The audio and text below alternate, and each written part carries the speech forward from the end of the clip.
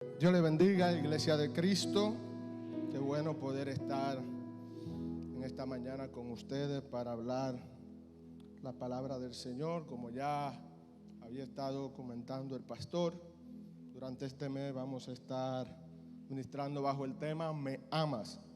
¿Me amas? Una cuestionante que el Señor nos está haciendo a cada uno de los que estamos aquí presentes. Yo quiero invitarle que usted abra su Biblia junto conmigo en la primera carta de Juan,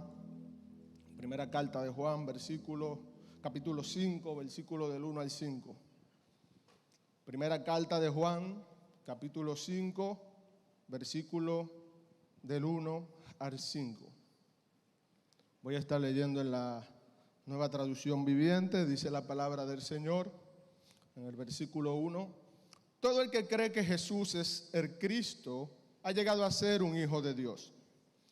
Y todo el que ama al Padre, ama también a los hijos nacidos de Él.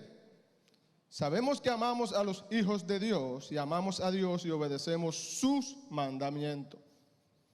Amar a Dios significa obedecer sus mandamientos. Y sus mandamientos no son una carga difícil de llevar, pues todo hijo de Dios vence a este mundo de maldad. Y logramos esa victoria por medio de nuestra fe. ¿Y quién puede ganar esta batalla contra el mundo?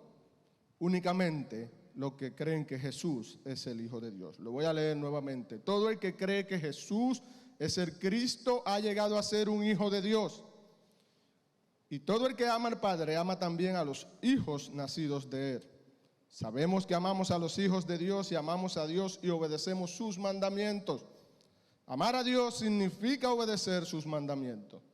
Y sus mandamientos no son una carga difícil de llevar, pues todo hijo de Dios vence a este mundo de maldad y logramos esa victoria por medio de nuestra fe. ¿Y quién puede ganar esta batalla contra el mundo? Únicamente los que creen que Jesús es el Hijo de Dios. Damos gloria a Dios por su palabra. Aleluya. Yo quiero poner todo este pasaje en contexto y no lo hago con el ánimo ni la intención de exhibir algún tipo de conocimiento. Cada vez que hacemos esto lo hacemos porque queremos manejar la palabra de verdad de lo que ella dice, guardándonos de querer traer algo por los moños para querer justificar algún tema. Por eso yo quiero, veamos brevemente cuál es el contexto de esta carta. Y cuando uno estudia la carta de Primera de Juan, se da cuenta que realmente es una carta, aunque se llama Primera de Juan, que en sí misma no indica quién es su autor. Junto a la carta de los Hebreos, la primera carta de Juan es una carta cuyo autor es, a la luz de la palabra, desconocido. Sin embargo, los primeros padres de la iglesia, entre ellos Policarpio, que fue un discípulo de Juan, Ireneo, que fue discípulo de Policarpio, Justino Martí, Eusebio, Clemente de Alejandría y Tertuliano, citan como autor de esta carta a Juan. Del mismo modo, los estudiosos de nuestros tiempos refieren a Juan como el autor de esta carta, dada la similitud que tiene esta carta con el Evangelio de Juan. Cuando se estudia su estructura y los contenidos que hay en la carta con el Evangelio de Juan, coinciden tal cual. Y adicionar a esto, tanto las otras dos cartas, segunda y tercera de Juan, que sí expresan quién es su autor, el anciano, tienen un símil con esta primera carta. Por lo cual, la mayoría de eruditos y estudiosos de la palabra coinciden con los primeros padres de la iglesia, que esta carta, aunque no está identificada como Juan, tiene muy alta probabilidad y fidelidad de que fue escrita por Juan. El motivo que hay en la carta es que el gnosticismo estaba contaminando a la iglesia con sus falsas doctrinas. Y había llegado a producir una crisis en la iglesia de Éfeso y en otras iglesias en las regiones adyacentes. Fruto de esto, ya algunos creyentes habían negado su fe en Jesús, como lo recoge Primera de Juan, capítulo 2, versículo 18 al 23. Y este sistema filosófico afirmaba que la materia era mala y el espíritu era bueno. Dígase que todo material en sí es malo, el cuerpo es malo y todo lo que se le puede atribuir a la materia, o sea, formación física por medio de los átomos. Pero que el espíritu, que es intangible, es totalmente bueno. Por tanto, reconocían a Jesús como Dios, pero no lo reconocían como humano. La gente no tenía problema en decir que Jesús era Dios, pero negaban que Jesús hubiera tenido un cuerpo humano o se hubiera hecho hombre. El gnosticismo también promovía la indiferencia a los valores morales y a la conducta ética.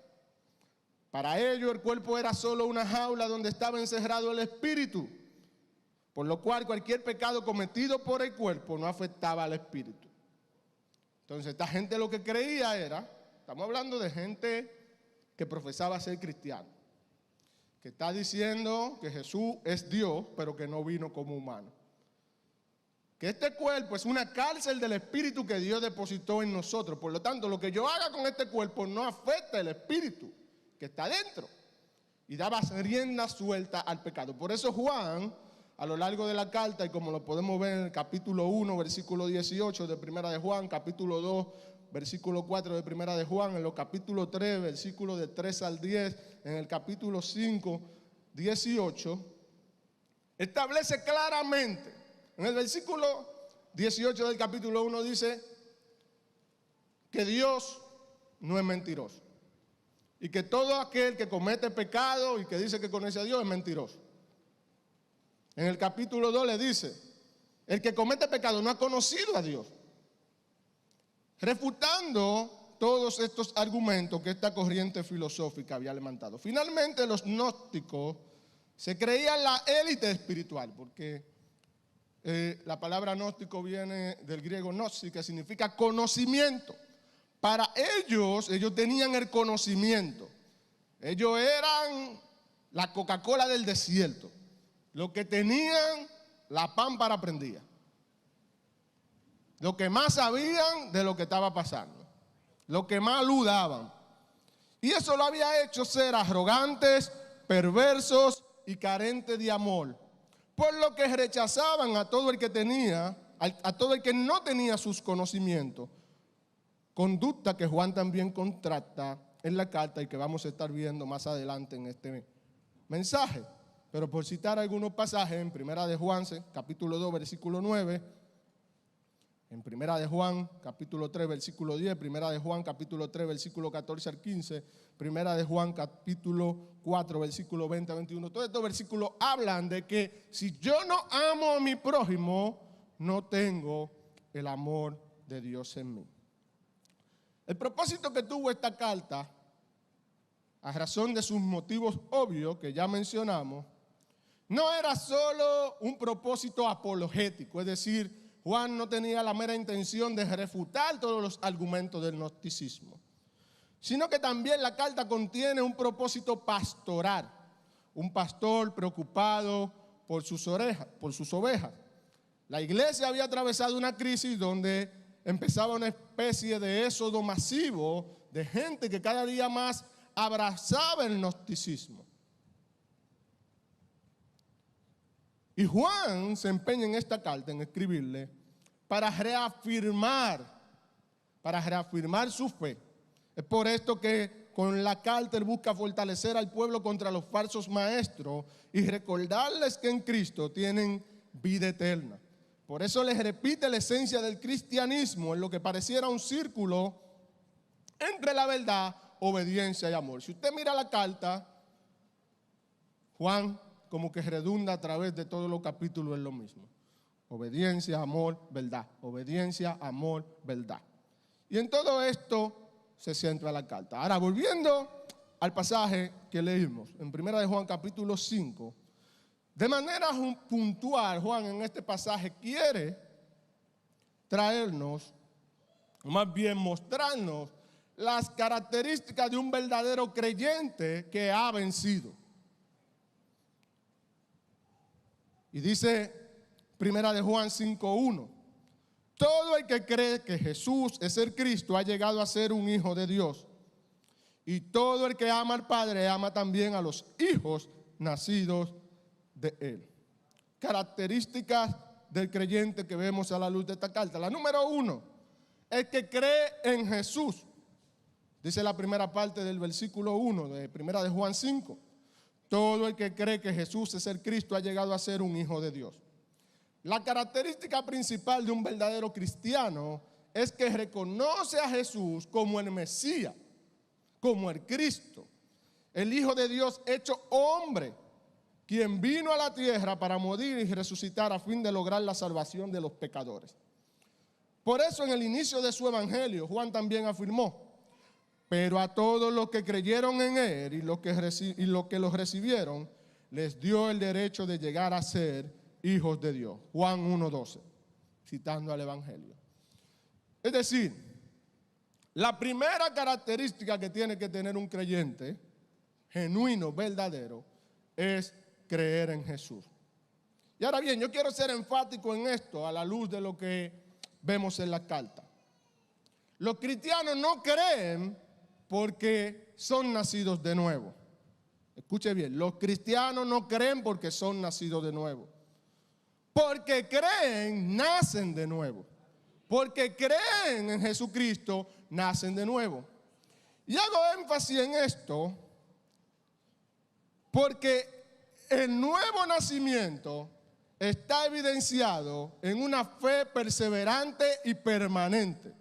Dígase, todo aquel que se hace llamar cristiano convertido, arrepentido, tiene que evidenciar eso con una fe perseverante y permanente. Tiene que ser persistente en su caminar en el Señor. De otra manera, lo que ha manifestado es una creencia pasajera y temporal, lo cual Jesús explica muy bien en su parábola del sembrador. El sembrador salió a sembrar, una semilla cayó aquí, dio fruto al tanto, y así sucesivamente. ¿Por qué afirmamos esto? Porque la misma carta nos trae esta luz. Porque a veces, y yo creo que es el primer dilema que tenemos como creyentes, el no asumir esta verdad, de que nosotros somos el resultado de lo que Dios determinó en nosotros. Y no lo que hacemos determina lo que somos en Dios. Entonces, eso hace que el creyente pase por la vida con el dilema: si soy cristiano hoy, mañana no soy cristiano. Hace que el creyente se sienta que está perdiendo su salvación hoy, que la está ganando, porque no está plenamente convencido de que al creer en Cristo Jesús y perseverar de manera constante y permanente en esa fe, no hay nada que lo pueda separar de Cristo. Por el contrario, aquel que se separa de Cristo, y lo dice Juan en primera de Juan capítulo 2 versículo 19, evidencia que no era parte o no había reconocido a Cristo. Dice el texto: esas personas salieron de nuestras iglesias, refiriéndose a esos gnósticos que hablábamos al principio en el contexto de la carta, pero en realidad nunca fueron parte de nosotros. De haber sido así, se habrían quedado con nosotros. Al irse, demostraron que no eran parte de nosotros. La palabra es clara, hermano. Cualquiera que se aparta de la fe de manera permanente, entienda esto, de manera permanente, que no tiene un retorno a Cristo, evidencia que nunca conoció a Cristo. No hay manera de una vez que se pone la mano en el arado atrás. Y tenemos que estar como creyentes convencidos de esa verdad, porque esa es la primera característica que identifica a un verdadero creyente. La segunda característica que nos muestra este pasaje es que ese creyente que ha creído en Jesús, que persevera de manera permanente en su fe, entonces también ama a Dios y a sus prójimos. Ama a Dios y a su prójimo. Dice el versículo 1 en la parte B: y todo el que ama al Padre ama también a los hijos nacidos de Él. Esta es la segunda característica de un verdadero cristiano. Es que ama tanto a Dios como a los hijos nacidos de Dios. Nacer de nuevo no solo lleva al cristiano a una relación de fe con Dios, sino que también lo lleva a una relación de amor con Él y con sus hijos. Juan expone esta verdad en todas sus cartas y vamos a leer algunos pasajes. Primera de Juan 3:10. Y lo hacía escribiéndole a la iglesia para evidenciar que esos gnósticos no habían conocido a Cristo. Por lo tanto, podemos identificar quiénes son hijos de Dios. ¿Qué dice? Podemos identificar quiénes son hijos de Dios. Estoy leyendo primera de Juan 3:10. ¿Y quiénes son hijos del diablo? Hay dos grupos, hijos de Dios y hijos del diablo. No hay punto intermedio. Todo el que no se conduce con rectitud y no ama a los creyentes no pertenece a Dios. Punto. Más clara ni el agua. Usted ama a los creyentes, usted es hijo de Dios. Usted no ama a los creyentes, usted es hijo del diablo. Ahí no hay espacio intermedio. Blanco y negro. No hay un tono gris, no hay un tono amarillento, es blanco y negro. O usted es hijo de Dios porque lo evidencia amando a los creyentes, o usted es hijo del diablo porque lo evidencia no amando a los creyentes. Primera de Juan 3:14. Si amamos a nuestros hermanos creyentes, eso demuestra que hemos pasado de muerte a vida. Si amamos a nuestros hermanos creyentes, eso demuestra que hemos pasado de muerte a vida. Pero el que no tiene amor sigue muerto. El que no tiene amor sigue muerto. O sea, no ha resucitado, no se ha encontrado con Cristo, quien no está el amor. Primera de Juan 3:23. Y su mandamiento es el siguiente: debemos creer en el nombre de su Hijo Jesucristo y amarnos unos a otros, así como Él nos los ordenó. Hay un mandato a creer en Jesucristo y un mandato a amar a mis hermanos. Con el mismo nivel de peso para evidenciar que soy un creyente genuino y verdadero. ¿Usted sabe por qué? Porque una cosa lleva a la otra. Cuando yo creo en Jesucristo, yo amo a todo el que ha nacido de Él. Primera de Juan 4:7-8. Queridos amigos, sigamos amándonos unos a otros. Y no le está hablando a gente no creyente, porque usa el término amigo, no se está refiriendo a los amigos como hacemos nosotros en este tiempo. Le está hablando a cristianos convertidos que creen en Jesucristo. Sigámonos amándonos unos a otros, porque el amor viene de Dios. Todo el que ama es un hijo de Dios y conoce a Dios. Pero el que no ama no conoce a Dios, porque Dios es amor. Porque Dios es amor.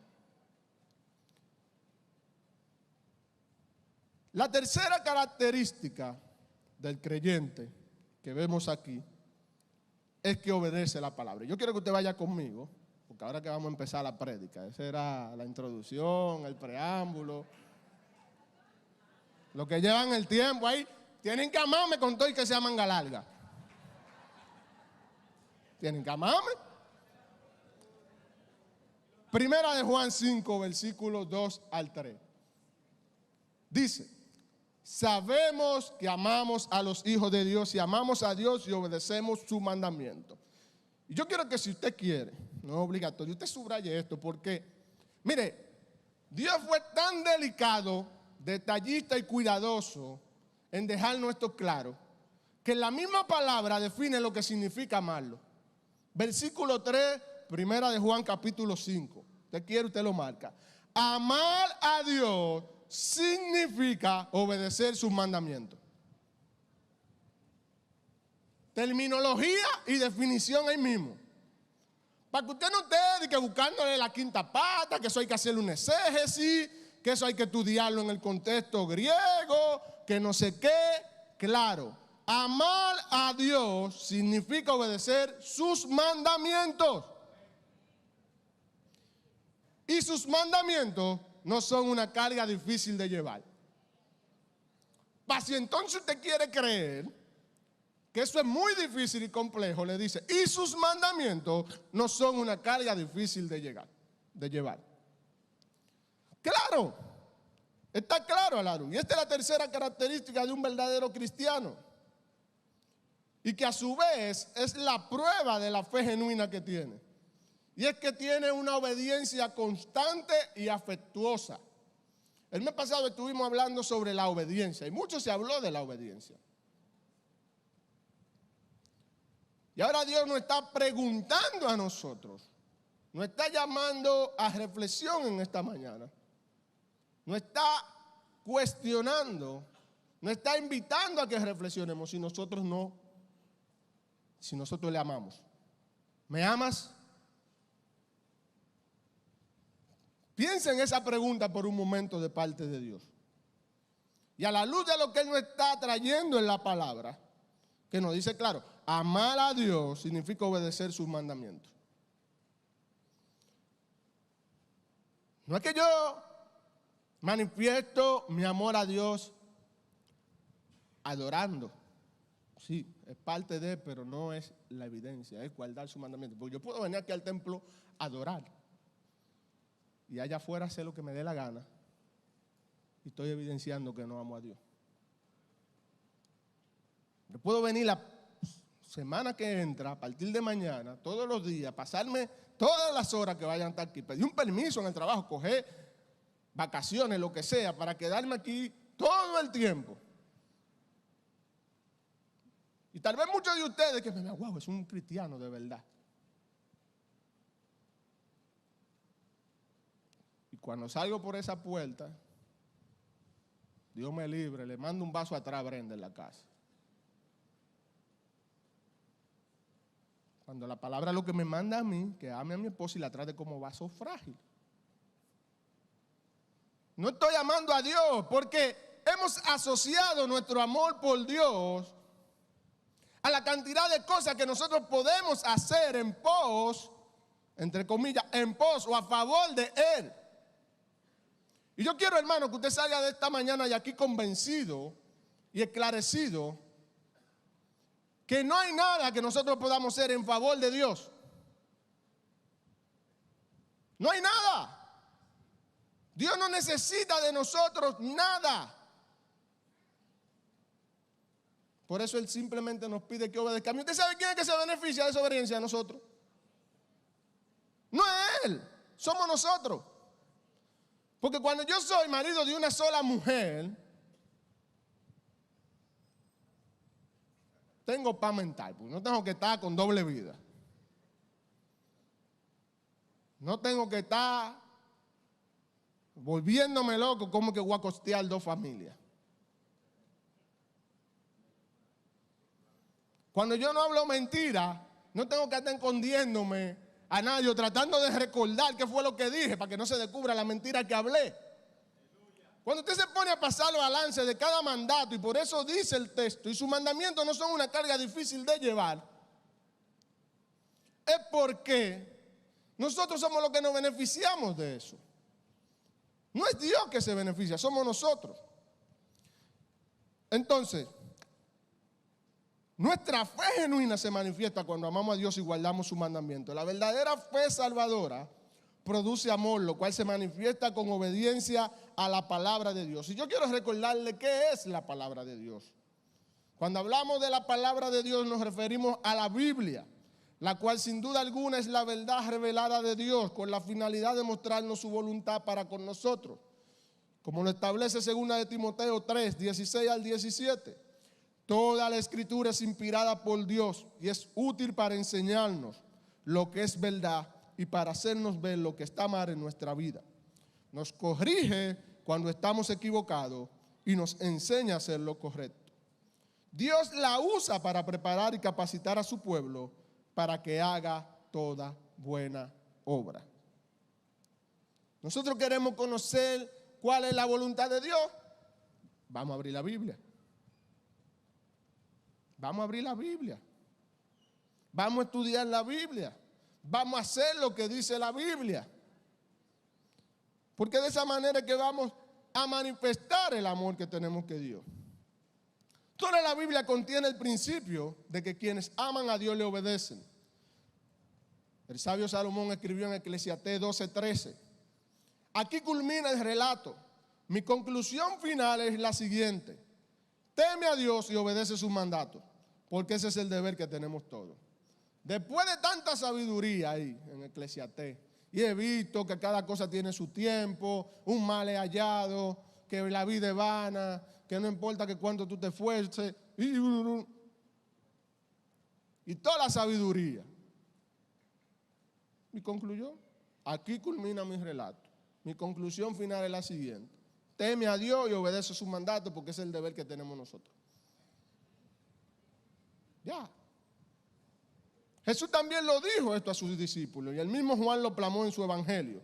Yo quiero que usted vaya conmigo a la carta de Juan, al evangelio de Juan, en el capítulo 14. Allí está Jesús con sus discípulos en la última cena, uno de los últimos sermones que le da a sus discípulos. Y me llama la atención que a lo largo de todo el capítulo 14, parte del 15, 16, pero no vamos a llegar a todo eso, nos vamos a quedar en el 14, Jesús repite lo mismo, tal cual como lo está haciendo Juan, que Juan, de hecho en la misma carta le dice, un mandamiento le doy, el mandamiento antiguo, esto no es nuevo, esto es lo que hemos oído desde el principio. Juan 14, 15. Si me aman, obedezcan mi mandamiento. Jesús le está diciendo a sus discípulos. Juan 14, 21. Juan 14, 21. Los que aceptan mis mandamientos y lo obedecen son los que me aman. Y porque me aman a mí, mi Padre los amará a ellos. Y yo los amaré y me daré a conocer a cada uno de ellos. Y yo creo que aquí es que radica gran parte del problema que a veces lidiamos los creyentes. Que carecemos del conocimiento de Cristo porque no estamos amando a Dios como deberíamos. Y si no amamos a Dios como debemos, Él no se nos manifiesta a nosotros. Porque dice el versículo, y porque me aman a mí, mi Padre los amará a ellos. Y yo les amaré y me daré a conocer a cada uno de ellos. Es una promesa. Jesús estaba allí prometiendo al Espíritu Santo en este pasaje. Cuando usted estudia el contexto de Juan 14, se va a dar cuenta que allí es donde está la promesa del Espíritu Santo y le enviaré un consolador y no lo dejaré solo. Pero él dijo que solo se le daría a conocer a quién, aquellos que le aman, aquellos que le obedecen, aquellos que cumplen con su mandato. Más adelante, porque ahí mismo en el 22 viene uno y le pregunta, pero Señor, ¿y por qué tú nada más te vas a manifestar a aquellos y no te le manifiesta a todo el mundo? Porque manifiéstale a todo el mundo. Y él le dijo, no. Jesús contestó, todos los que me aman harán lo que yo diga. Mi Padre los amará y vendremos para vivir con cada uno de ellos. Póngale ojo a eso, póngale cuidado a eso ahí. Y vendremos para vivir con cada uno de ellos. ¿Cuántos cristianos convertidos andan detrás de recibir la llenura del Espíritu Santo? No, yo quiero el Espíritu Santo.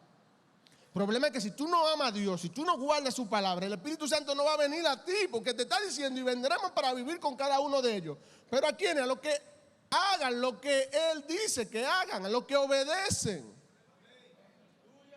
Entonces queremos Espíritu Santo, pero no queremos obedecer lo que pide el Espíritu Santo. ¿Para qué lo queremos? ¿Para qué lo queremos? No, no queremos el Espíritu Santo.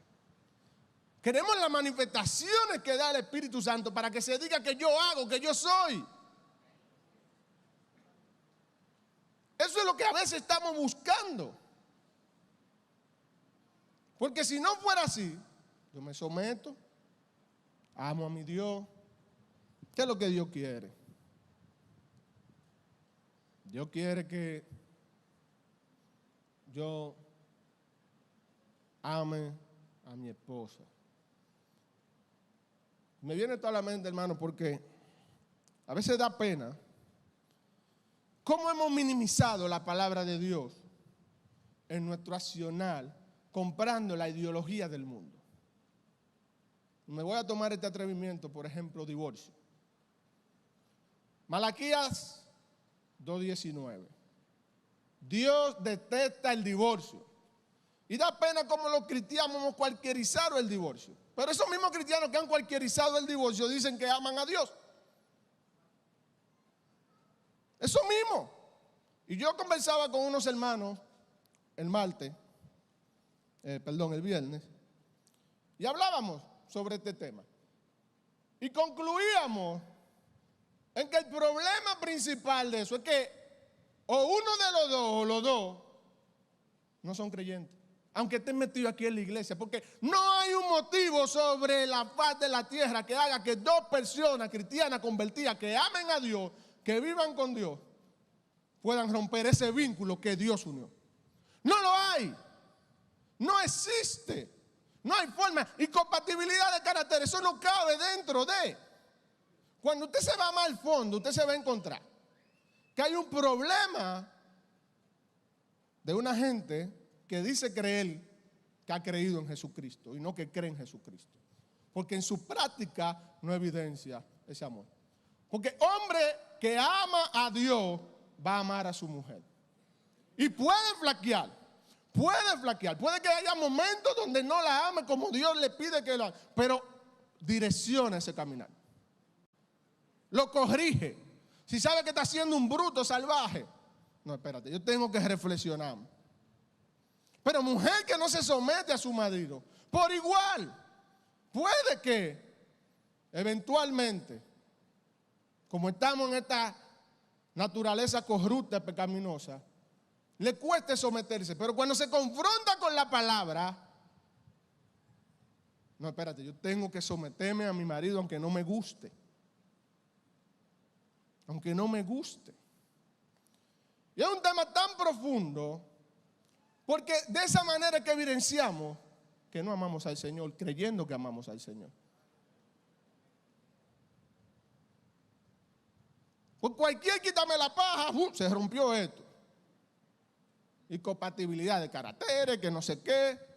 Porque, y usted sabe algo, y lo he dicho en la escuela de liderazgo, y con el pastor en día pasado hablábamos de eso también, porque lo que voy a decir se oye muy bonito decirlo desde aquí.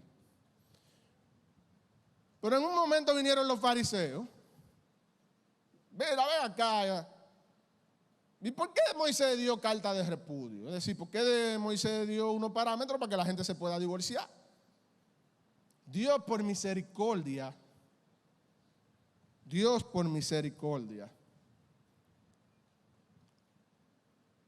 ha dado unos motivos. Infidelidad, por ejemplo. Pero Jesús le da en esa respuesta, le dice, pero por la dureza de vuestro corazón, porque somos incapaces de perdonar. Y Dios, que es tan misericordioso, eso lo admite, no te obliga a hacerlo. Pero no es un requisito para que lo hagas tampoco. Porque se puede apelar a la misericordia. Ahora yo te quiero invitar a ti. ¿Por qué pecado que tú hayas cometido Cristo no te perdonó? Y eso es lo que pasa. Y por eso lo digo, se oye bonito, porque de aquí en la teoría, decirlo bonito, yo dije, sí, voy a perdonar una infidelidad que cometió mi esposa. Eso se oye bonito. Ahora, ponerlo en la práctica. Pero usted sabe lo que pasa cuando esa cosa ocurre. Se evidencia un verdadero cristiano, hermano, porque eso es una de las cosas más difíciles de poder perdonar y poder sanar. Pero cuando esa cosa pasa, a usted le queda más que decir, ahí mora un hijo de Dios. Porque hasta a veces lo decimos, si fuera yo no tengo esa capacidad. Pero eso es lo sobrenatural, hermano. Lo demás es lo natural. Eso es lo que puede pasar allá afuera. Entonces, ¿dónde va a estar el distintivo de nosotros con lo del mundo? Y es la importancia de entender cuáles son los mandatos de Dios. El problema es que a nosotros no nos interesa conocer qué es lo que dice Dios sobre tal o cual tema. Nos interesa nuestro propio ego, lo que yo quiero, lo que me ocupa a mí, lo que me beneficia a mí, lo que yo entiendo que me da resultado a mí. Por eso en esta mañana, la cuestionante, ¿me amas? Sigue diciendo Juan 14, 24. El que no me ama no me obedece. Y recuerden, mis palabras no son mías, lo que le hablo proviene del Padre, quien me envió. Todos estos pasajes enfatizan en la relación inseparable que existe entre el amor por Dios y la obediencia a sus mandamientos. No hay forma de separar eso. Amo a Dios, voy a obedecer su mandamiento. Y yo quiero que usted se lleve esto en su mente y que reflexione en esto. No puedo amar a Dios si no le obedezco, si no obedezco su palabra. Y no puedo obedecer su palabra si no le amo. No puedo amar a Dios si no obedezco su palabra. No puedo obedecer su palabra si no lo amo. Amados hermanos, el Señor nos está llamando a que reflexionemos en esta mañana si realmente nosotros le amamos. Y nos está llamando más aún a que evidenciemos al mundo que nosotros verdaderamente les amamos. No es una tarea fácil, no es una tarea sencilla, pero tenemos que entender que el único parámetro para yo evidenciar mi amor por Dios es el sometimiento y la obediencia a su palabra. Que el Señor guarde nuestras vidas y nos ayude para poder obedecerle.